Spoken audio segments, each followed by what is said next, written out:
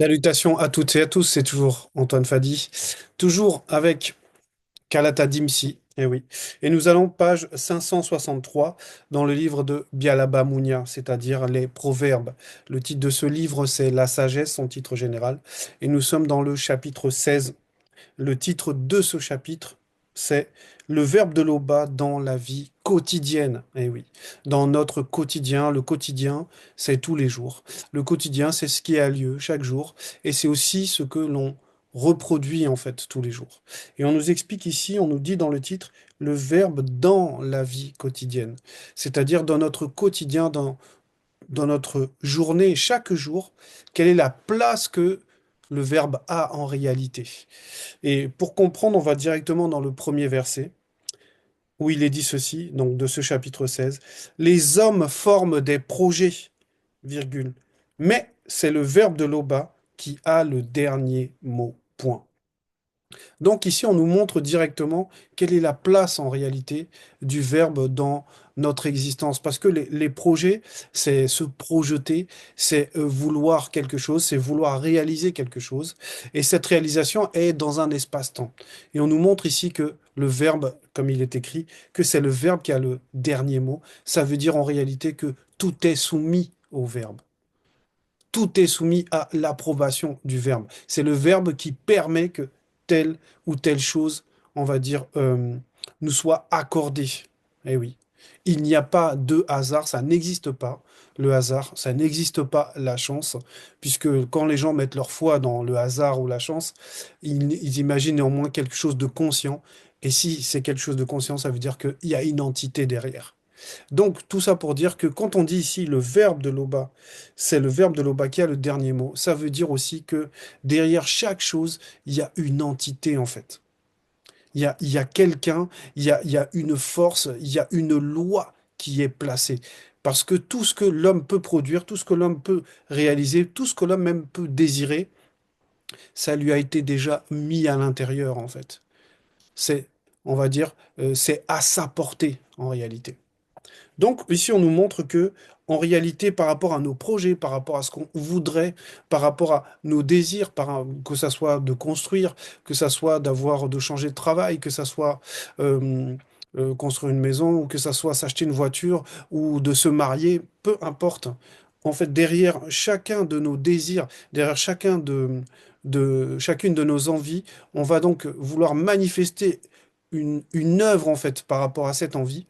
Et on nous explique que là, c'est toujours le verbe qui a le dernier mot. Ça ne dépend pas de l'homme, de son propre pouvoir. Il y a un pouvoir supérieur et c'est le verbe de l'Oba. Verset 2 nous dit, chacun pense agir toujours correctement, virgule, mais le verbe de l'Oba connaît le fond du cœur, entre parenthèses, la conscience du cœur, point. Donc ici, on cible pour nous montrer réellement que derrière nos désirs de projet, derrière ce qu'on veut manifester, en réalité, il y a une émotion. Il y a effectivement, ce désir, et le verbe connaît qu'est-ce qui anime même ce désir. C'est pour ça qu'au début, on nous dit, chacun pense agir toujours correctement. Chacun pense que le projet qu'il veut mettre en place pour son bien-être et tout, c'est pour lui, dans sa conscience, c'est forcément bon, c'est forcément correct.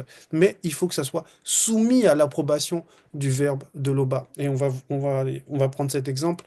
On va aller dans Dina Beba, c'est page 400. Donc, dans Kalata Dimsi, Dina Beba, page 400. Voilà. Et nous sommes au chapitre 2 et on va lire à partir du verset 4 en fait. Donc le chapitre 2 a pour titre Moi, Tondo, je fus inspiré par les Mengu Mamadiba, entre parenthèses, sirène des eaux. Donc dans ce verset 4, en fait, on va voir l'histoire d'un personnage qui s'appelle Nginya, et dans les Bibles falsifiées, ils l'ont appelé Usa en fait. Et voilà ce qui est dit donc, dans ce verset 4 d'abord. Les Kakea placèrent l'arche de l'alliance sur un chariot neuf, virgule, Nguinia, entre parenthèses USA, et Mwanja, entre parenthèses Agjo, marchaient à côté de l'arche de l'Alliance. Point. Donc, ici, on nous décrit donc une scène où l'arche de l'Alliance va être déplacée, va être transportée, et ce sont, par la loi, ce sont les Kakéens. Donc, les Kakéas, ce sont les Lévis.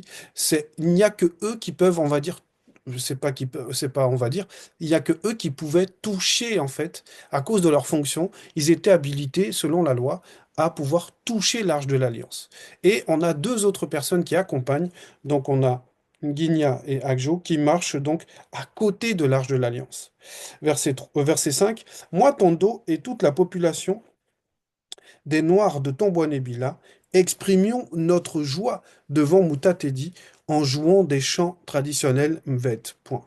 Verset 6. Lorsque nous fûmes arrivés à l'ère de Moissa, entre parenthèses, Lès, entre guillemets, Nacon, virgule, Nguigna, entre parenthèses, Usa, étendit la main vers l'arche de l'alliance et la saisit, virgule, parce que les bœufs la faisaient pencher, entre parenthèses, l'entité de l'équilibre fut là, point. Donc ici, on nous donne cette précision qui est extrêmement importante, parce que ici, le personnage, donc la personne de Nguigna, c'est-à-dire Usa, dans les Bibles falsifiées, lui, il va vouloir euh, euh, empêcher, on va dire, l'Arche de l'Alliance, parce que dans sa conscience, il pense que l'Arche de l'Alliance va tomber, en fait. Donc pour lui, il est en train de l'émotion qu'il ressent et le geste qu'il veut produire, pour lui, c'est agir correctement. Mais on nous explique, on nous dit entre parenthèses que l'entité de l'équilibre fut là. Ça veut dire que l'Arche de l'Alliance n'allait pas tomber.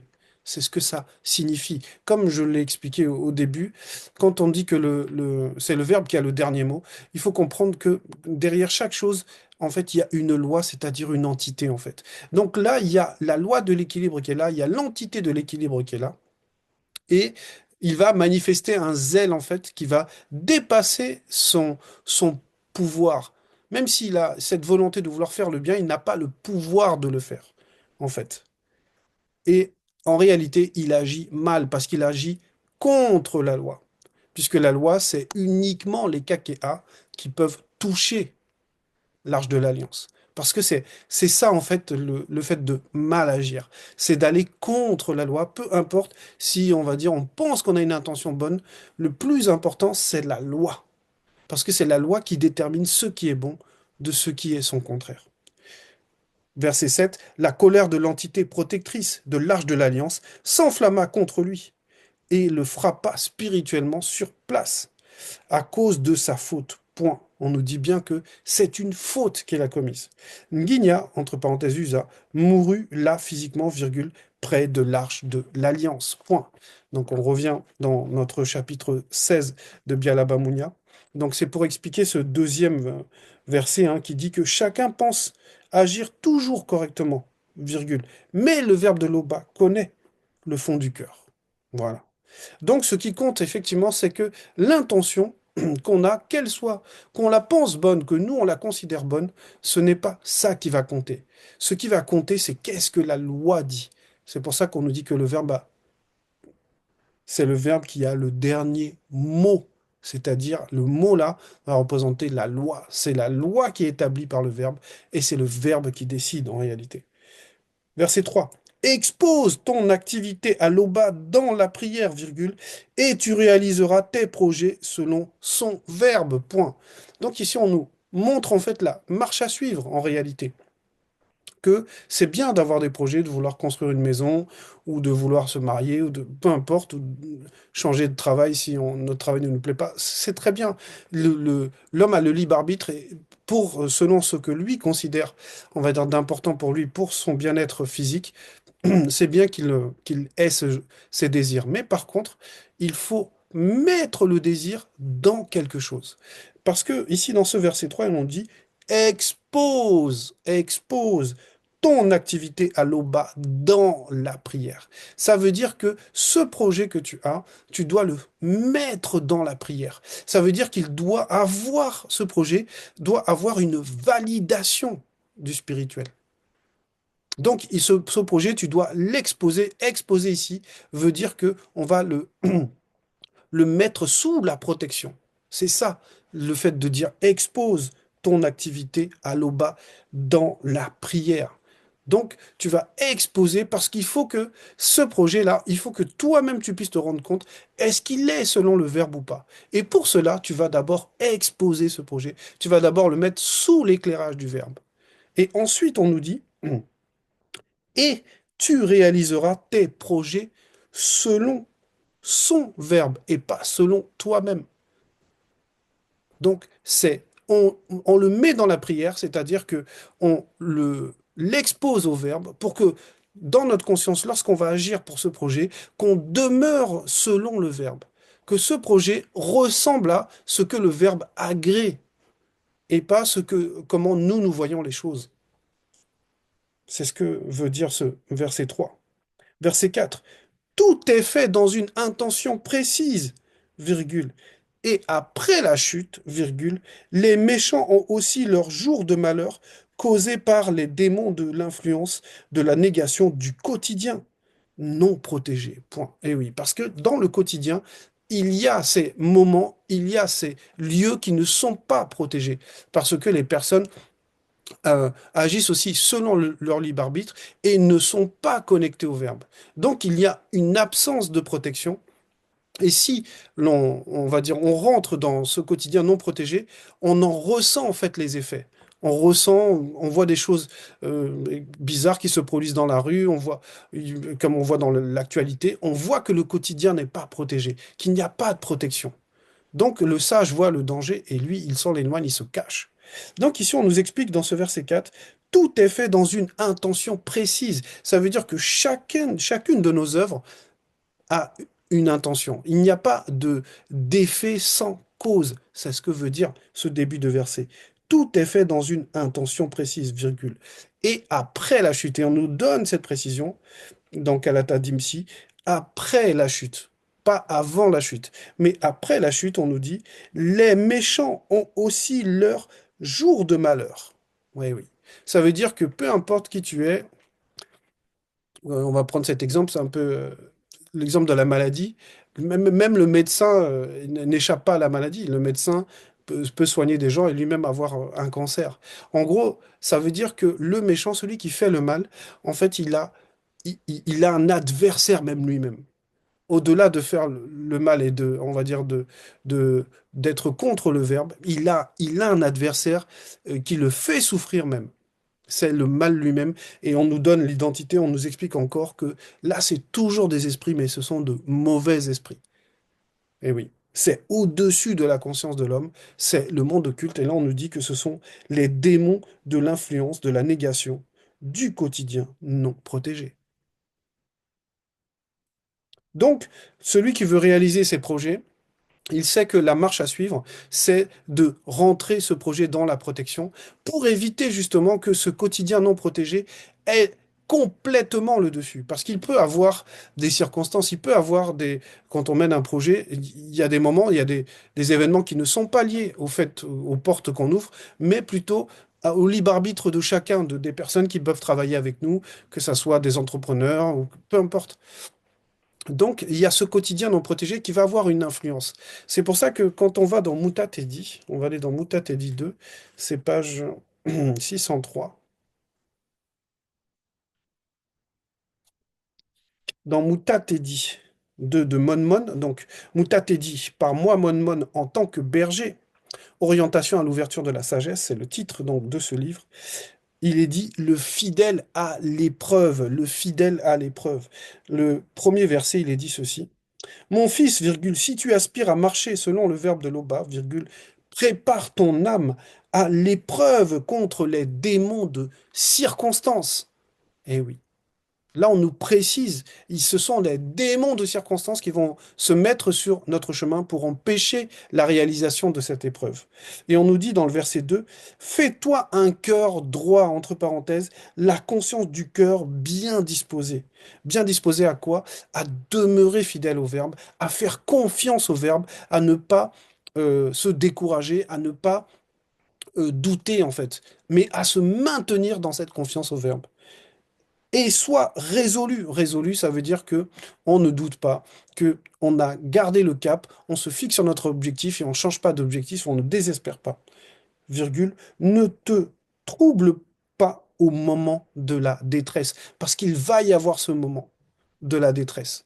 Puisqu'on nous le dit, hein, qu'il faut se préparer son âme lorsqu'on veut marcher selon le verbe. Donc même lorsqu'on veut faire des projets qui sont selon le verbe, il faut être conscient de cela. Verset 3, soumets-toi à son verbe, virgule, ne t'en écarte pas, virgule, tu finiras tes jours dans la prospérité spirituelle. Voilà. Donc, on est conscient que, effectivement, on va prier, on va faire les efforts, on va dire, pour euh, demeurer dans ce chemin, pour que se réalisent nos projets, mais il faut être conscient que il va y avoir des combats, il va y avoir des embûches, il va y avoir des moments de détresse, mais il ne faut pas changer de cap, il ne faut pas se décourager. On revient donc dans le chapitre 16. On était donc dans le verset 4, verset 5. Mundima Beko qui s'est dit a en horreur les hommes orgueilleux. Point virgule. On peut être sûr qu'ils ne seront pas impunis. Point. Parce que, comme on l'avait vu dans le premier verset, le verbe a toujours le dernier mot. Ça veut dire que ce méchant qui agit mal, lui-même, il est déjà frappé. Il sera déjà frappé par le mal parce qu'il y a des entités occultes qui, que les hommes soient bons, que les hommes soient mauvais, ils font du mal parce que c'est leur nature. Et là, on nous dit qu'en plus, il y a Mundima Beko qui s'est dit, qui est au-dessus de, on va dire, de ce mal que le monde occulte pratique et qui lui manifeste la justice. Et il est dit, Mundima Beko qui s'est dit, a en horreur les hommes orgueilleux. Les hommes orgueilleux, le, le, on va regarder la définition de l'orgueil. On va retourner donc dans Mutatedi par Monmon.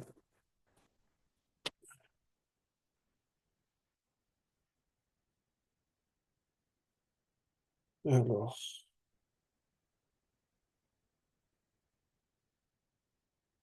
je vois que c'est euh, Mutatedi par Monmon.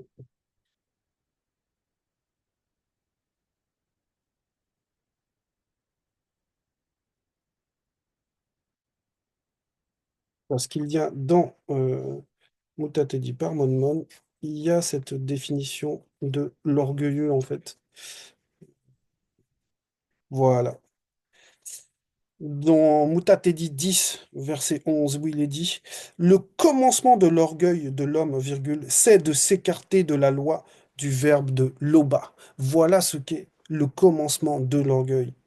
Verset 12, le commencement de l'orgueil, virgule, c'est aussi le péché, virgule, et celui qui y persiste provoque un déluge d'abomination. Donc le début de l'orgueil même, c'est de s'éloigner, comme il est dit là, hein, de s'écarter exactement de la loi du verbe de Loba.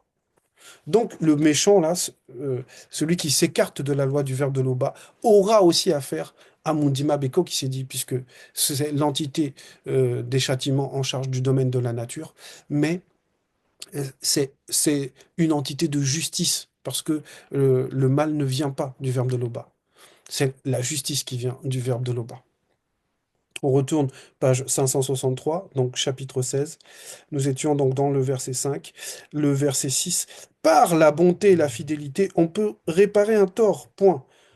En respectant, on va s'arrêter dans ce point d'abord, parce que c'est en deux, en fait, c'est en deux parties ce verset-là, ce verset 6. D'abord, on nous dit, par la bonté et la fidélité, on peut réparer un tort. Ça veut dire qu'il y a un tort qui a été commis, et ce tort-là, il y a quand même un remède à cela. On a fait du tort à quelqu'un, on sait que par la bonté et la fidélité, on peut réparer ce qu'on a fait de mal. Si on s'est écarté des lois du verbe de l'Oba, par la bonté et la fidélité, on peut revenir dans la grâce.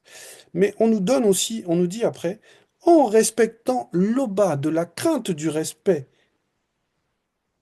qui lui est dû, virgule, on évite d'agir mal. C'est-à-dire que c'est bien la bonté, c'est bien la fidélité, mais c'est parce qu'on a fait un tort que, on va dire, on peut utiliser ces deux outils pour rétablir le tort. Mais il y a quelque chose de mieux, en fait. C'est mieux de ne pas agir mal du tout. Et on nous explique comment, en respectant l'aubin de la crainte du respect qui lui est dû. Parce que c'est ça, ne pas s'écarter des lois du verbe. C'est avoir la crainte que le verbe manifeste la justice, que le verbe peut nous bloquer parce que nous résistons au verbe. Donc nous sortons de la protection, nous résistons aux lois du verbe, et donc on va rester dans une forme de statu quo ou d'amnésie ou de forme de paralysie, on sent qu'on n'évolue pas, Parce que on n'a pas la crainte du respect qui est due à l'Oba. Et cette crainte, elle est primordiale, la crainte du respect. On doit ressentir que, en fait, c'est pas un jeu, on ne joue pas en fait avec les lois du verbe. On doit avoir des consciences propres. Nos trois êtres doivent avoir des consciences propres, c'est-à-dire qu'on demeure fidèle aux lois du verbe de l'Oba. C'est ce qui nous permet d'éviter d'agir mal, donc de ne pas être en tort. Verset 7. Lorsque le verbe de l'Oba approuve la conduite de quelqu'un, virgule, il lui donne spirituellement le pouvoir sur ses ennemis.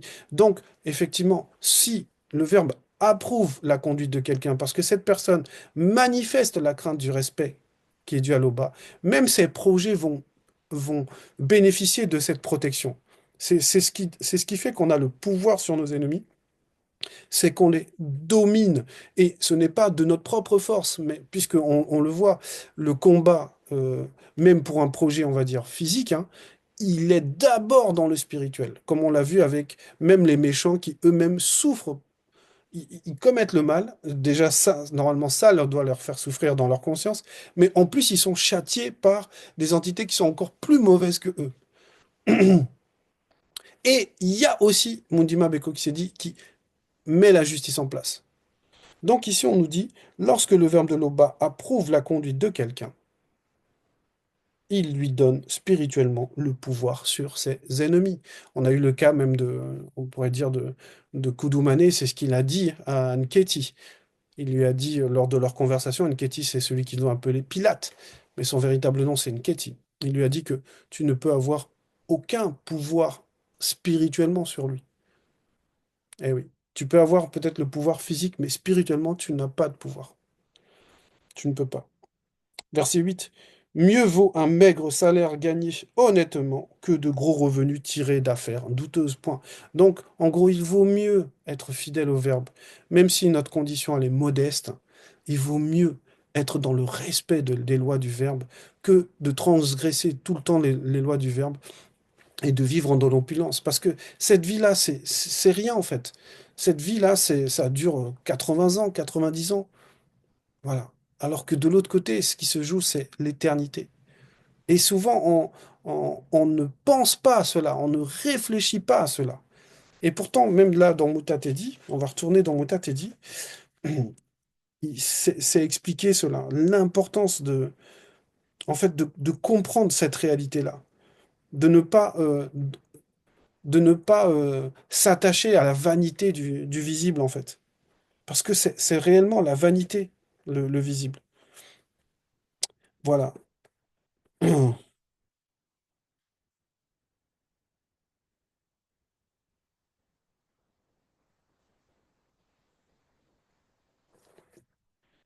C'était ce passage-là. Certitude de la rétribution. Verset 7. Ne dis pas, deux points. Je me cacherai du verbe de l'Oba. Nous sommes dans Mutatedi 16, verset 7. Ne dis pas, deux points. Je me cacherai du verbe de l'Oba, virgule. Et dans le grand ordre des choses, qui se souviendra de moi? Point d'interrogation. Je passe inaperçu au milieu de la foule, virgule. Qui suis-je dans l'immense création? Point d'interrogation. Verset 8. Or, le ciel et les cieux obscur, virgule, l'abîme et la terre sont agités lors de la visite de Mundima Beko qui s'est dit, point. Verset 9. Les montagnes et les fondements de la terre sont saisis de tremblements par sa puissance. Verset 10. Mais à tout cela, on ne réfléchit pas, virgule. Qui fait donc attention à ces voix? Point d'interrogation. Eh oui. C'est vraiment important en fait. C'est réellement important. Le temps qu'on passe dans cette réalité, c'est parce qu'on nous permet en fait de transcender notre conscience pour que de l'autre côté, on puisse vivre l'éternité. Et souvent, on oublie cela. Les gens s'attachent à de la vanité, des choses qui sont vaines, c'est-à-dire qui ne durent pas, qui n'ont pas de substance spirituelle. Des actes, des paroles, des émotions, des, euh, des objets, des choses, mais qui n'existent pas de l'autre côté.